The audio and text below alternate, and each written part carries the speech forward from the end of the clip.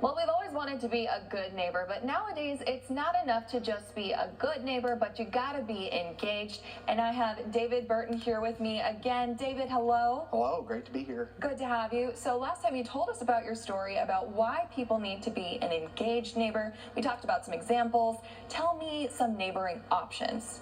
Sure, how to go about doing this? Well, people often ask that question because they're not sure what steps to take. Some people who are maybe more introverted don't like the forward approach. And it may begin with just writing in your neighbors a nice note. You know, leaving it at their doorstep. Something you admire about their house or how they keep their yard up, or something, a nice note might be a way of introduction. Oh, that's sweet. And people always like getting, flowers or little expressions of kindness. My neighbors know that every year they're going to get a bag of kettle corn from me. That's how I pop in to say hello, and that's just kind of become our tradition. So there may be things like that, or things that you have a special gift or talent for.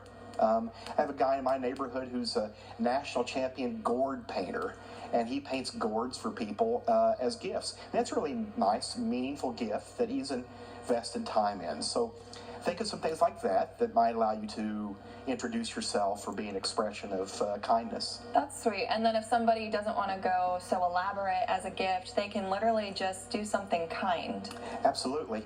I remember one of the nominations we had last year for Most Engaged Neighbor was a gentleman who down his street every day takes people's mail to their doorsteps, the older ladies, so they don't have to walk all the way to the end of the street. Another gentleman who rolls people's trash carts up their drives and up their driveways each week, so they don't have to walk so far to get them. I mean, those are all expressions of kindness. So we actually have a list of 101 acts of neighboring ideas on our MissouriGoodNeighborWeek.com website.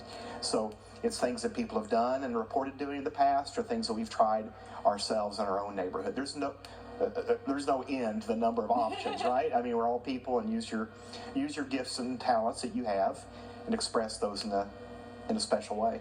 Just be kind and do nice things for others, and good things will come to you in return.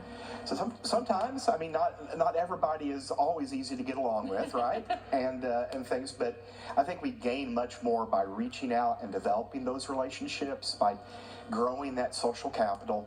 A lot of the research that's showing we live longer, we live healthier and happier lives by having those connections. If, in fact, some of your neighbors and you really connect and you form friendships, there's a new study out from Gallup showing that people if they have 6 strong friendships, they're significantly more inclined to be civically involved and go to community meetings and do things civically, and so that benefits the community, it benefits your own health, and at least my story has been, many of my neighbors have become my friends. It doesn't happen overnight. Being a good neighbor is sort of like a crock pot, not a microwave. It takes some time. Yes. But they're right there. That proximity is what is really so important to those neighbor relationships, because you see them or have the potential to see them on a regular basis. You build relationships. They're there for the long haul. Maybe they're loaning you a tool, or maybe you're working together on a project, or watching somebody's dog when they're out on vacation. So it's that type of ongoing relationship and involvement. These are some great tips. Once again, what was that website? MissouriGoodNeighborWeek.com, and we have a document on there called 101 Acts of Neighboring. All right, and if you have any more questions on Good Neighbor Week with KY3, go to ky3.com. David, thanks so much. We'll see you next time.